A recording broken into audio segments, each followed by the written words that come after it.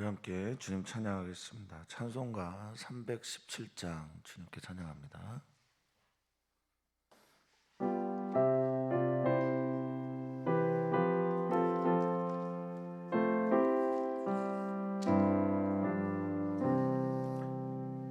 내 주 예수 주신 은혜 한없건만 내 주 앞에 이 적은 것 다 드리니 주 예수여 내 정성을 받으소서. 주 날 위해 보배로운 피 흘리사 그 귀하신 생명까지 다 주시니 내 천한 몸 이 생명을 회하기라.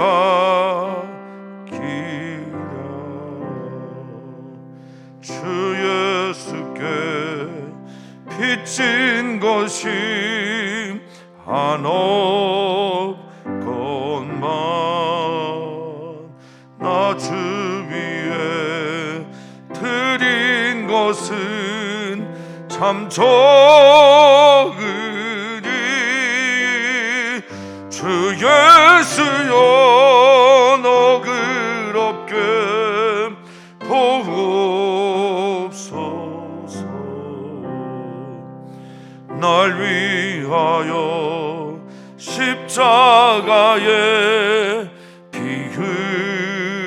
흘리신 주 예수의 은혜로서 인치시고 내 모든 것 주의 소유 삼으소서. 주 날 위해 그 귀하신 몸 버리사 이 내 몸을 핏값으로 사셨으니 내 생명도 주 예수께 바칩니다.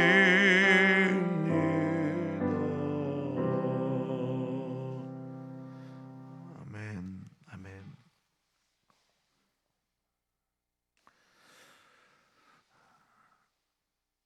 주님 감사합니다. 우리를 사랑하셔서 우리와 하나님 사이에 길이 되어주시고 다리가 되어주셔서 진심으로 감사를 드립니다. 하나님과 우리 사이에 막힌 담이 있었는데 그 담을 허물어 주시고 하나님과 우리 사이에 건너갈 수 없는 거리가 있었는데 그 거리를 길로 채워주시고 우리와 하나님 사이에 너무나 다른 차이 때문에 죄 때문에 존재의 한계 때문에 만날 수 없는 그곳에서 만남을 허락하여 주시고 무엇보다 이 모든 일들을 우리를 사랑하셔서 이루신 그 사랑을 진심으로 감사를 드립니다. 우리를 얼마나 사랑하시는지 얼마나 사랑하셨는지도 감사한 일이지만 오늘 이 시간 얼마나 나를 사랑하시는지도 깨닫게 되는 은혜가 우리 모두에게 허락되게 하여 주시옵소서. 감사합니다. 예수님의 이름으로 기도하옵나이다. 아멘. 하나님의 말씀입니다. 하나님의 말씀은 누가복음 21장 1절에서 9절까지 말씀입니다. 누가복음 21장 1절에서 9절까지 말씀 한 목소리로 읽도록 하겠습니다. 예수께서 눈을 들어 부자들이 헌금함에 헌금 넣는 것을 보시고 또 어떤 가난한 과부가 2렙돈 넣는 것을 보시고 이르시되 내가 참으로 너희에게 말하노니 이 가난한 과부가 다른 모든 사람보다 많이 넣었도다.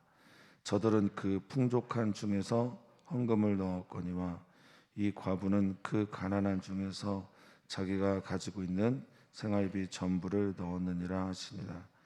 어떤 사람들이 성전을 가리켜 그 아름다운 돌과 헌물로 꾸민 것을 말하며 예수께서 이르시되 너희 보는 이것들이 날이 이르면 돌 하나도 돌 위에 남지 않고 다 무너뜨려지리라. 그들이 물어 이르되 선생님이여 그러면 어느 때에 이런 일이 있겠사오며 이런 일이 일어나려 할 때 무슨 징조가 있사오리까? 이르시되 미혹을 받지 않도록 주의하라. 많은 사람이 내 이름으로 와서 이르되 내가 그라하며 내가 가까이 왔다 하겠으나 그들을 따르지 말라. 난리와 소요의 소문을 들을 때 두려워하지 말라. 이 일이 먼저 있어야 돼 끝은 곧 되지 아니하리라. 아멘. 아멘. 예수님의 마음을 품으시는 사순절 되기를 축복합니다. 예수님의 마음을 품게 되면 자연스레 나타나는 현상이 다른 눈을 갖게 됩니다. 왜냐하면 예수님이 다른 눈을 가지고 사셨기 때문에 그렇습니다.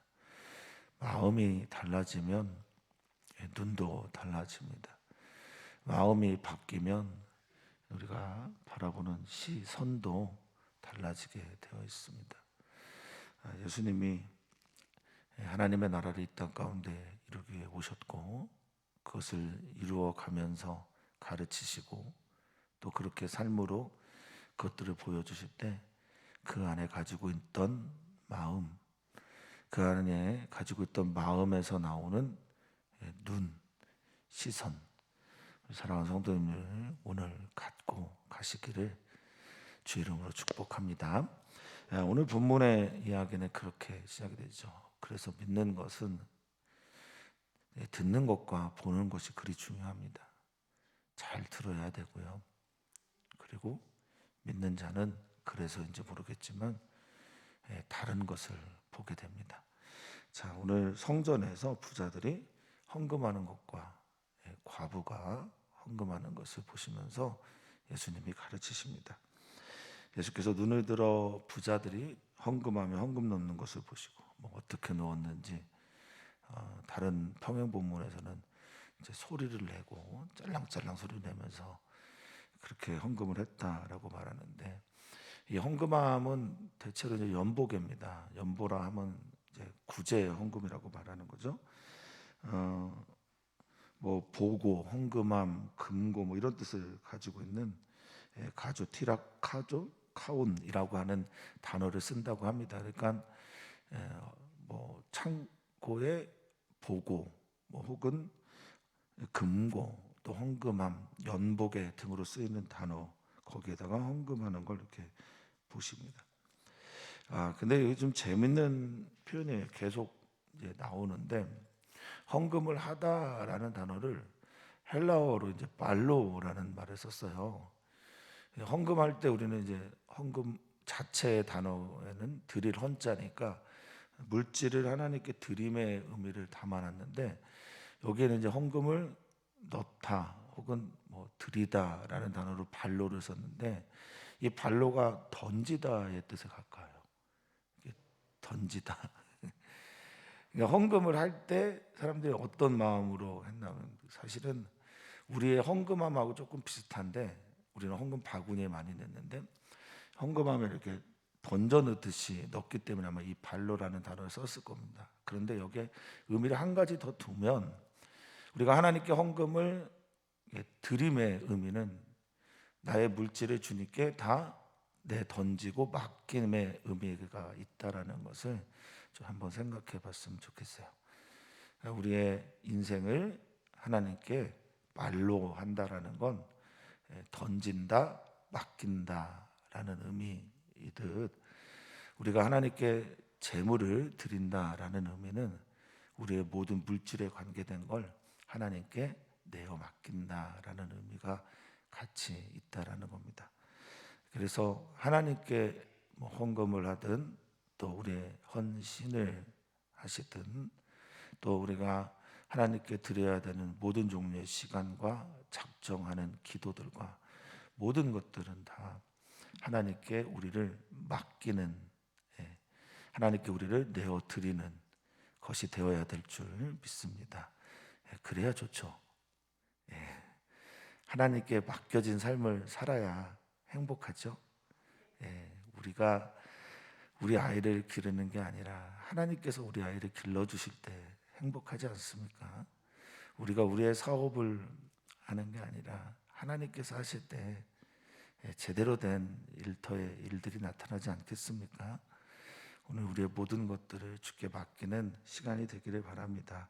자, 그리고 부자와 함께 가난한 과부 이렇게 표현하고 있습니다.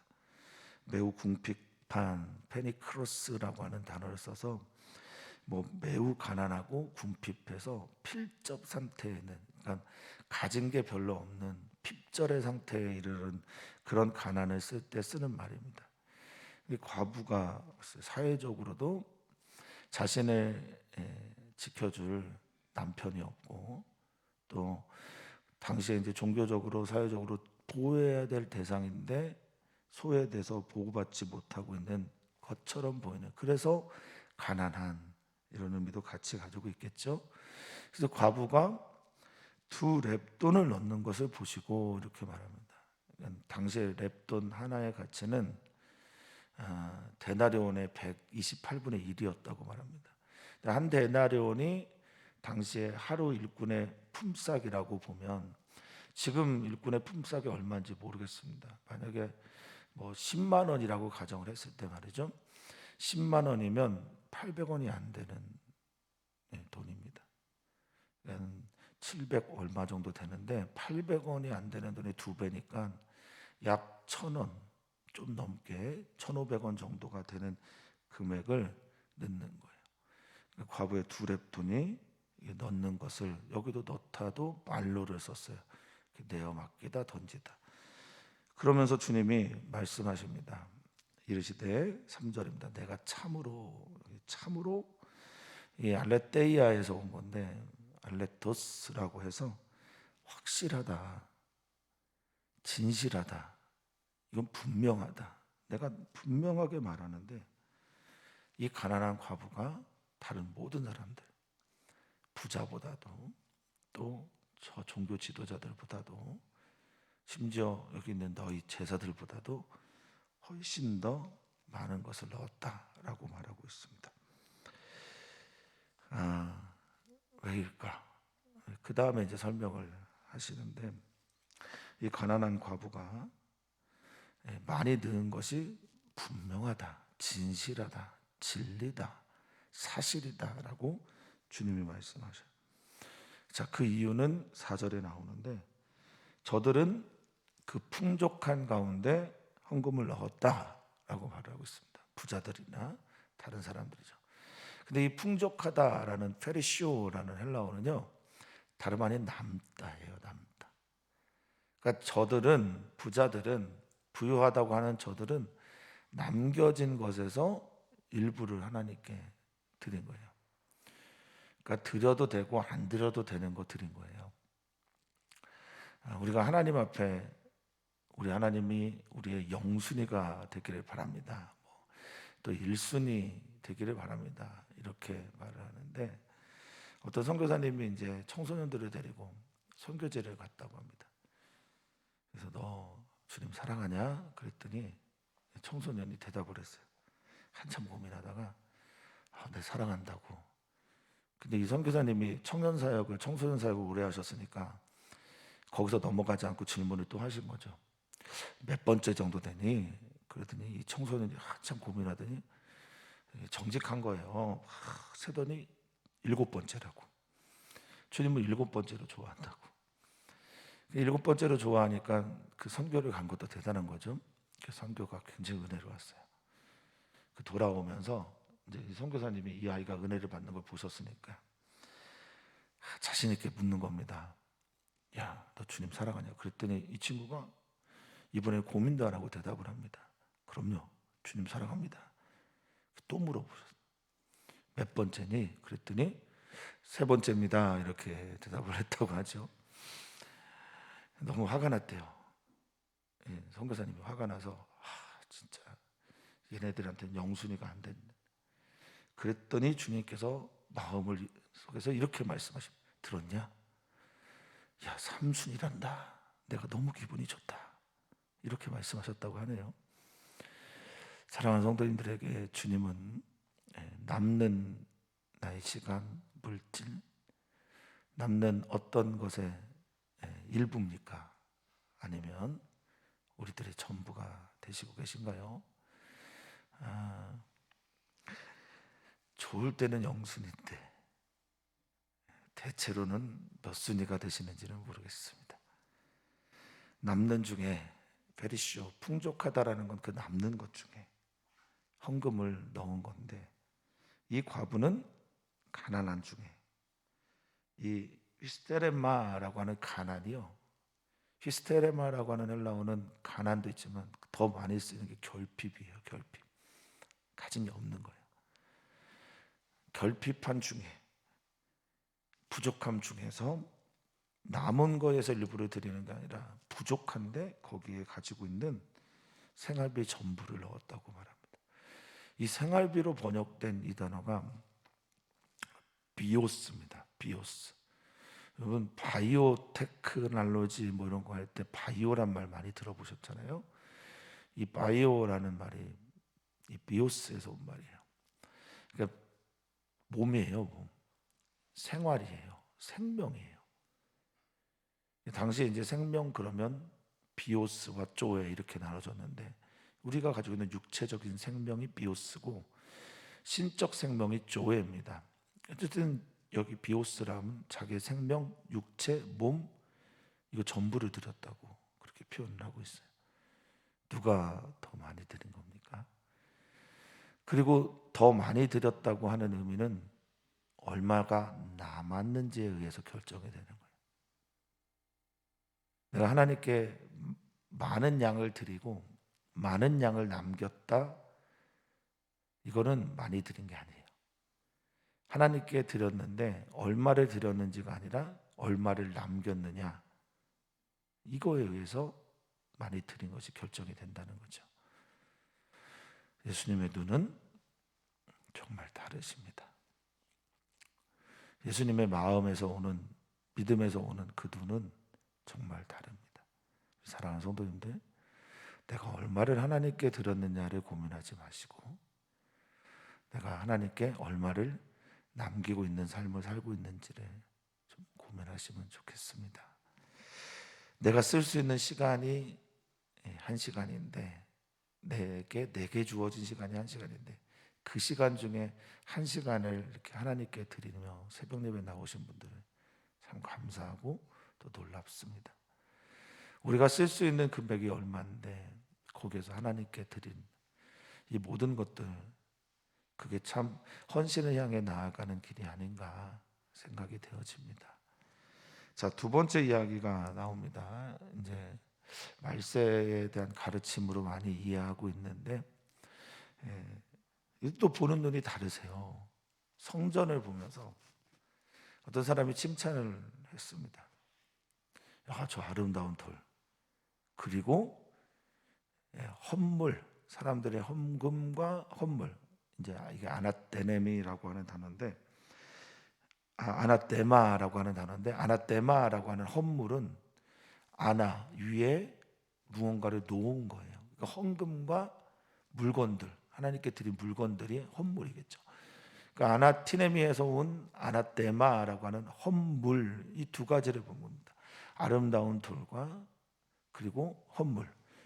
그런데 성경이 쓰고 있는 단어 중에 하나가 그다음 뭐냐면 꾸몄다라고 말해요. 꾸며다. 이 꾸미다라는 이 코스메오라는 단어에서 화장품이 나와요. 화장품. 코스메틱이라고 하는.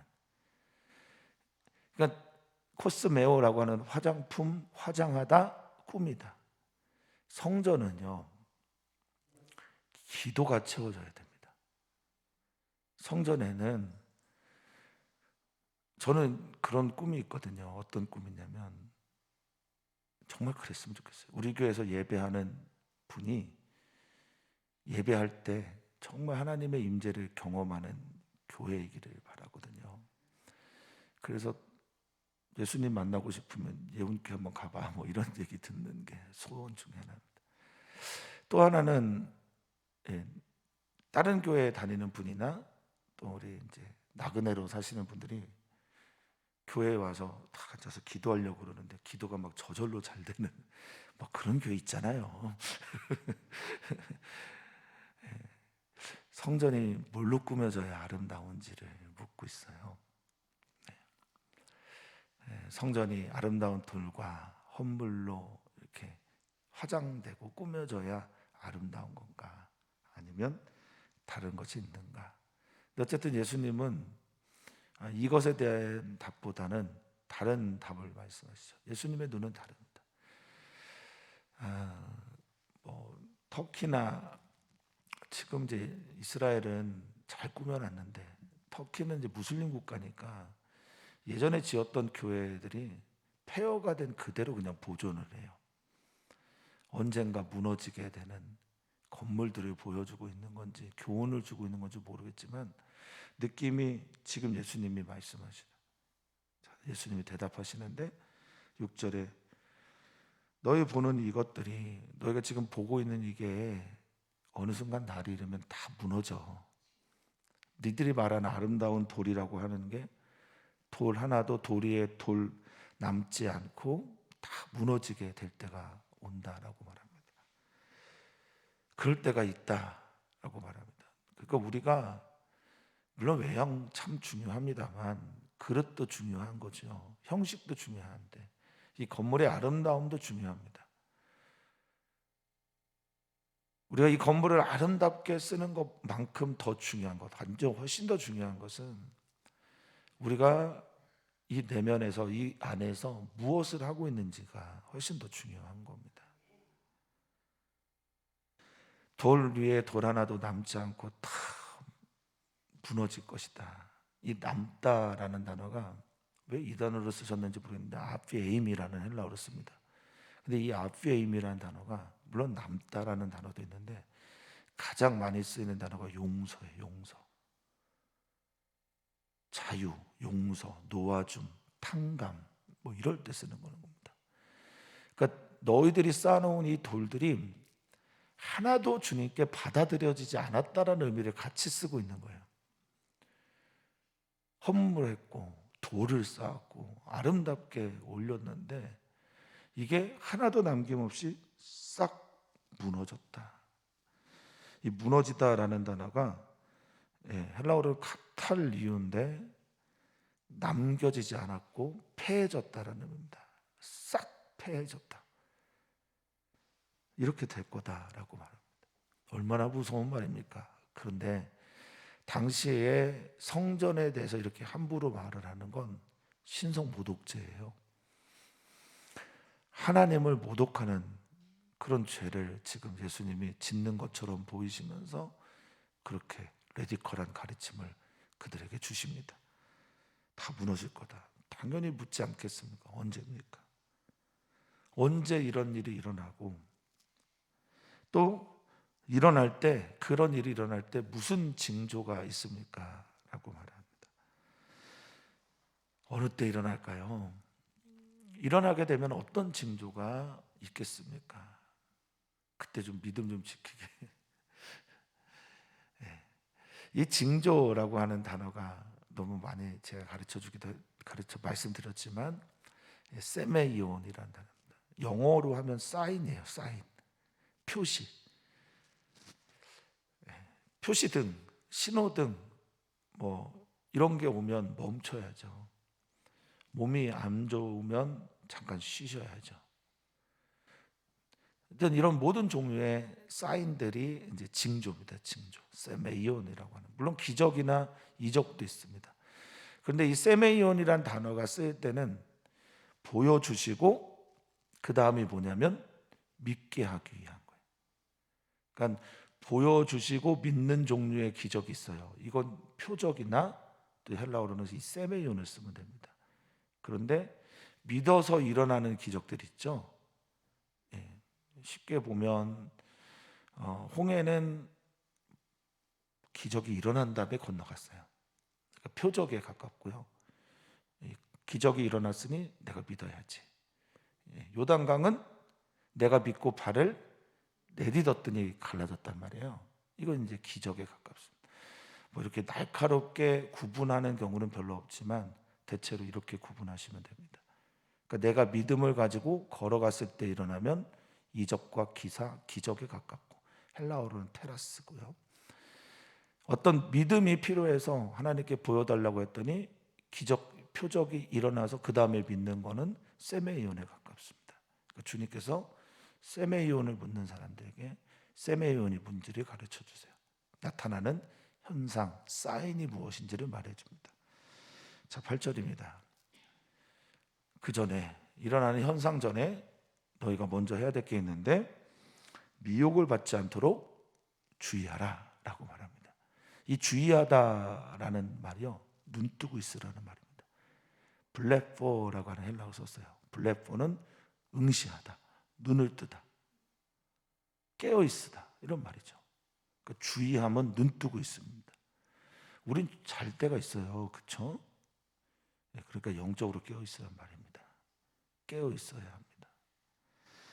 미혹을 받다라고 하는 미혹하다라는 단어도 어딘가에서 유혹이 찾아오는 것도 있지만 여기서 쓴 단어는 플라나오라고 하는 헬라어인데 길을 잃어버리다라는 겁니다.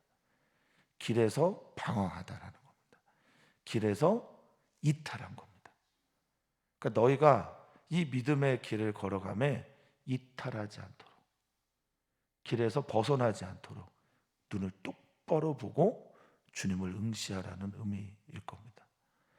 믿음의 주가 되시고 온전하게 하시는 이신 예수님만 바라보는 우리 성도님들 되시기를 축복하고 또 그렇게 기도하겠습니다. 저도 믿음의 주만 바라보고 푯대를 향해 가도록 저를 위해서도 꼭 기도를 부탁을 드립니다. 자, 왜 주님 바라보고 똑바로 살아야 되냐? 왜냐하면 많은 사람들이 내 이름으로 와서 내가 메시아다, 내가 예수다, 내가 그리스도다. 우리나라에 자기가 메시아라고 주장하는 사람이 100명이 넘어요. 우리나라에는 정말 다양한 종류의 이단들이 많은데 내 이름으로, 예수님의 이름으로 자기가 메시아라고 하는 사람이 100명이 넘습니다. 몇 해 전에 뭐 통계긴 하지만 그렇습니다. 심지어 모세도 있어요, 우리 교회는. 이름이 모세가 아니라 자기가 모세라고 하는 사람도 있다고요. 얼마나 많은 이단들이 우리 주변에 있는지 모릅니다. 자, 그런데 그들이 말합니다. 마지막 때야, 때가 가까이 왔다. 그래도 그들을 따라가지 마라. 그 표적의 첫 번째는 미혹하는 자들이 오는 겁니다. 예수님의 이름으로 혹은 내가 메시아다라고 말하는 사람들이 온다라는 겁니다. 두 번째 이야기를 하는데 난리와 소요의 소문을 들을 때, 이게 이제 두 번째 이야기인데 그때도 두려워하지 마라. 그러니까 깨어 있는다라고 하는 건 두려움이 없는 거예요. 같은 메시지라고 보시면 되겠습니다. 깨어 있는 사람들은요, 두려워하지 않습니다. 두려워하면 진짜 봐야 될 걸 보지 못하거든요. 사랑하는 성도님들이 깨어서 주님을 바라보기를 소망합니다. 하나님을 바라볼 때 두려움이 사라지게 되는 겁니다. 예수님은 말씀하시죠. 너희 몸을 죽이는 다른 어떤 사람 두려워하지 말고 몸과 영혼의 너희를 능히 죽이기도 하시고 지옥불에 넣기도 하시는 하나님에 대한 두려움을 가져라라고 권면하시죠. 참 두려움이 생기면, 하나님에 대한 두려움이 생기면 가짜 두려움에서 자유할 수가 있습니다. 근데 나오는 이야기들이 난리와 소요래요. 난리와 소요. 난리는 플레모스라고 하는 이 난리는 대체로 전쟁입니다. 전쟁들에 대한 이야기입니다. 싸움과 전쟁, 이 난리통. 뭐 우리는 전쟁 이야기를 많이 듣고 전쟁의 위협에 대한 것도 많이 듣고요. 뭐 조금 지나갈 때쯤 되면 북에서 한두 발씩 쏴주시니까 네. 우리는 난리 전쟁의 위협에 대한 이야기 참 많이 듣습니다. 우크라이나 이야기도 듣고 내전은 또 얼마나 많이 일어나고 있는지, 그 내전 때문에 난민이 되어서 돌아다니는 사람들의 이야기를 우리는 지금도 알고 있습니다. 또한 이 소유라고 하는 아카타시아라고 하는 이 단어는 불안입니다. 불안에서 오는 난동, 폭동, 쿠데타 뭐 이런 온갖 종류의 일들을 말합니다. 두려워하지 마라. 먼저 있어야 되는데 아직 끝은 곧 되지 아니하리라. 그런 일이 있다고 해서 끝, 이 인류의 마지막, 뭐 텔로스라고 하는 단어인데 완성도 있고요, 끝도 있고 종말도 있습니다. 근데 아직 되지 않은 거야 라고 말씀하고 있습니다. 아직 되지 않은 끝인데 왜 이런 것들을 표징으로 말씀하시냐? 그 전에 돌아와라. 그런 때가 되면 너희들 뭐 자기를 잘 지키고, 그 다음에 마태복음 24장에서는 천국 복음이 모든 사람에게 증언돼야 한다라고 말씀하시잖아요. 우리 사랑하는 성도님들, 깨어 있어서 주님을 바라보는 시기가 되면 돌 위에 돌 하나 남김없이 무너지는 그때라도 괜찮습니다. 진짜 무너져야 되는 건, 무너져서는 안 되는 건 다름 아닌 사랑하는 성도님들의 믿음입니다. 교회는 무너질 수 있어요. 건물은 무너질 수 있습니다. 이 건물도 언젠가는 무너지겠죠. 그런데 무너지지 않아야 되는 게 있습니다.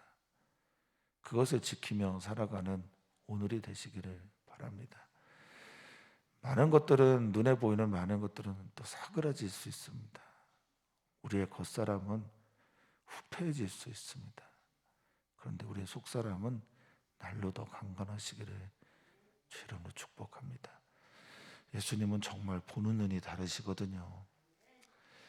우리가 예수님의 마음을 품고 더 닮아가기를 원하는 이 사순절 기간에 예수님의 마음을 품어서 다르게 볼 수 있는, 나의 삶도 다르게, 나의 일도 다르게 볼 수 있는 은혜가 있기를 축원하고 축복합니다. 월요일입니다. 우리 남녀선교회 위해서 기도하는 월요일이고, 기도 부탁을 좀 드립니다. 우리 어제 강민정 자매한테 연락이 왔는데 안아골절이 왔어요. 오른쪽 눈에 오토바이를 타고 가다가 넘어져서 눈도 붓고 여기 밑에 골절이 있어서 화요일날 검사해서 수술 여부를 결정한다고 합니다. 어느 정도 골절이 되었는지, 뭐 또 수술로 가능한지, 수술을 안 해도 되는 건지 모르겠으나 지금은 눈이 많이 부었어요. 기도 꼭 해주시기를 부탁을 드리고요. 우리 이은경 원사님 어머니고 우리 이용재 장로님의 장모님 이은정 원사님 위해서도 기도해 주시기를 부탁을 드립니다. 이제 약물 치료하기로, 암에 대해서 전이가 많이 됐는데, 그래서 생명을 계속해서 하나님께서 연장시켜 주시면서 많이 아프지 않도록, 또 남겨진 시간 동안 사랑하는 가족들 더 사랑하게 하시고 하나님 더 깊게 따라가도록, 믿도록 그렇게 기도를 부탁을 드립니다. 대한민국을 위해서 기도해 주시고, 그리고 선교사님들 위해서도 오늘도 기도를 부탁을 드립니다. 하나님, 우리에게 예수 그리스도의 마음을 주시옵소서. 예수 그리스도의 그 겸손한 마음, 그리고 하나님 나라를 향한 열정의 마음을 우리 사랑하는 성도들에게 허락하여 주시옵소서. 예수 그리스도의 마음을 우리 사랑하는 성도들에게 주십시오. 무너져 내리는 세상 속에서 지켜야 할 것이 무엇인가를 깨닫는 눈을 우리 사랑하는 성도들에게 허락하여 주시옵소서. 예수 그리스도의 마음과 눈을 우리 사랑하는 성도들에게 주시옵소서. 과부를 보고, 가난한 과부를 보고 그를 향한 하나님의 사랑과 그 그가 하나님께 드리는 그것으로 인해 그가 참 많은 것을 넣었다라고 말할 수 있는 눈을 우리 모두에게 허락하여 주시옵소서. 오늘 주님의 마음이 우리에 닿고 그 주님의 마음이 우리를 다스리며 그 주님의 마음 귀하게 여기며 간절하게 그 마음 달라고 소망하는 오늘 하루가 되길 간절히 바라며 사랑 많으신 예수님의 이름으로 기도하옵나이다. 아멘. 주여 주시옵소서. 주님의 눈을 주시옵소서.